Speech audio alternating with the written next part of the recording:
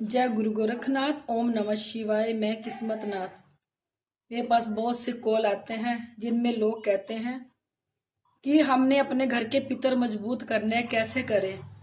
क्योंकि देखो, जब भी कोई हमारे ऊपर चीज छोड़ता है, वार करता है, सबसे पहले हमारे घर के पितर बंधन में होते हैं और कुल देवी देवता बंधन में होते हैं। क्योंकि इनको मजबूत करना बहुत जरूरी है। अगर आप लोग इनको मजबूत ही नहीं करेंगे तो ये कभी भी कोई भी इनको बंधन में कर सकता है। सबसे पहले तो जो पितरों का थान है, कई लोगों ने अपने खेतों में बना रखे हैं। सालों में 6 महीने में उनके पास जाते हैं। जैसे आप उनको पूजोगे साल में 6 महीने, वो आप लोगों को वैसा ही फल देंगे। अगर उनके जैसे हम घर के अपने देवताओं को पूजते हैं, हम अपने भोग लगाते हैं घर में खाने का, चाय का, रोटी सब्जी का, जिसका भी भोग हम अपने घर के देवी देवताओं को देते हैं। देवी देवताओं को देने के बाद वो भोग पितर को भी दो। अपने घर में ही पितर का दिया जगाओ। अगर अपने घर के पितरों को आप लोगों ने मजबूत करना है, अपने घर में दिया जगाओ पितरों का, और डेली दिया जगाओ, पानी से स्नान कराओ उनको। सबसे पहले भोग अपने घर में जो भी आपने शक्तियां बिठा रखी हैं, माता काली, दुर्गा माता, हनुमान जी, जो भी भोलेनाथ जी, जिसकी भी आप लोग पूजा करते हैं, पहले भोग आप उनको दो। फिर मंदिर से थोड़ी दूर, अगर आप थान नहीं बना सकते घर में, तो एक दीपक पितरों के नाम का जगाओ और बोलो कि हे हमारे घर के कुल के पितर, आप जहां कहीं भी हो, ये मैं आपके नाम की जोत जगा रहा हूं और इस जोत को आप स्वीकार करो, स्वीकार करो। तो आपके जो घर के कुल के पितर होंगे तो वो इसको स्वीकार करेंगे। और आप इनको समय समय पे जो भी आप खाते पीते हो, पहले अपने देवताओं को भोग दो, फिर अपना भोग घर के अपने पितरों को दो। और दूसरा, लोग सोचते हैं कि जो शादीशुदा लोग मर गए वो पितर बन जाते हैं। वो पितर नहीं होते। जो पितर हमारे घर में होते हैं, जो मरते हैं, कुंवारे मरते हैं, जो हमारे घर में कुंवारे लड़के जो मरते हैं वो पितर होते हैं। कुंवारी लड़कियां जो मरती है वो पितर नहीं है। कई कहते हैं जी हमारे घर में कुंवारी लड़कियां मरी, वो पितर बन गई। वो पितर नहीं बनती, वो सती बन जाती हैं। पितर हमारे जो कुंवारे घर के लड़के मरते हैं वो पितर बनते हैं। पहली बात तो ये है, जब भी कोई कुंवारा लड़का किसी बीमारी से मरता है, किसी एक्सीडेंट से मरता है, या फांसी लगा के मरता है, या जहर खा के मरता है, तो वो प्रेत योनि में जाता है। सबसे पहले आपने क्या करना है, अपने घर में शिव हवन कराओ। शिव का हवन करवाने से आप उनको पहले प्रेत से पितर योनि में बैठाओ। जब वो आपकी पितर योनि में आ जाएंगे, फिर आप उनकी पूजा करो। ये ना हो कि जैसे वो मर गया आप उसको थान बना दो, आप पितर बना के उसकी पूजा कर लो, तो फिर वो जो प्रेत होगा वो खा खा के इतना ताकतवर बन जाएगा, वो आपके ऊपर ही हावी हो जाएगा।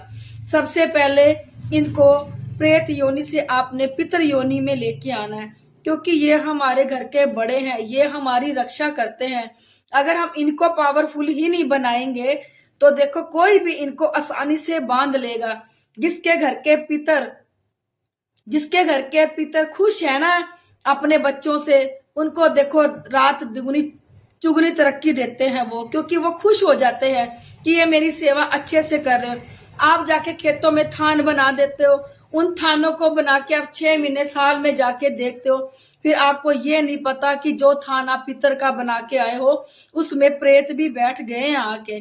फिर वहां पे आपको अपने पितर कहीं दिखाई नहीं देंगे, वहां पे प्रेत ही बैठे होंगे। जो भी आप भोग उनको दोगे, जब भी जाके दोगे, 6 महीने में, साल में, या 1 महीने में जाके जो भी आप भोग पितरों को दोगे तो वो प्रेतों के पास जाएगा।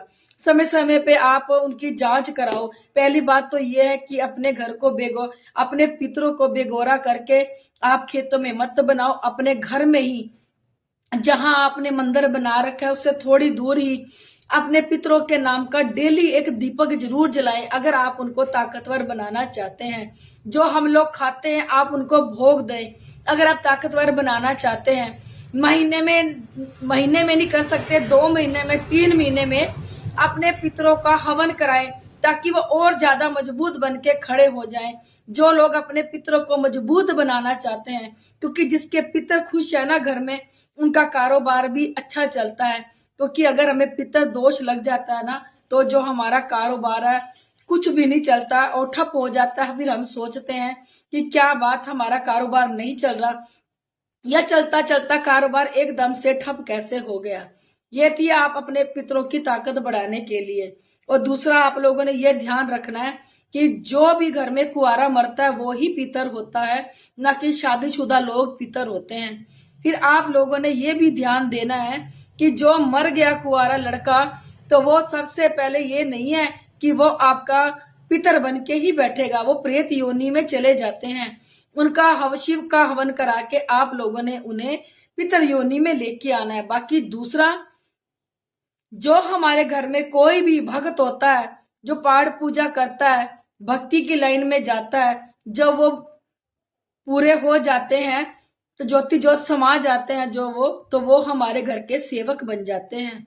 तो अगर हम उनकी ज्योत भी नहीं जगाएंगे अपने घर के, चाहे वो शादीशुदा हो चाहे वो कुंवारा हो, अगर वो भक्ति की लाइन में है, अगर वो परमात्मा को मानता था या कोई गद्दी भी लगाता था, तो सबसे पहले आप लोगों ने अपने घर के सेवादार का दीपक भी जगाना है। जैसे हम घर के पितरों की पूजा करते हैं, घर के देवी देवताओं की पूजा करते हैं, ऐसे ही हमारे घर के सेवादार की पूजा भी होती है।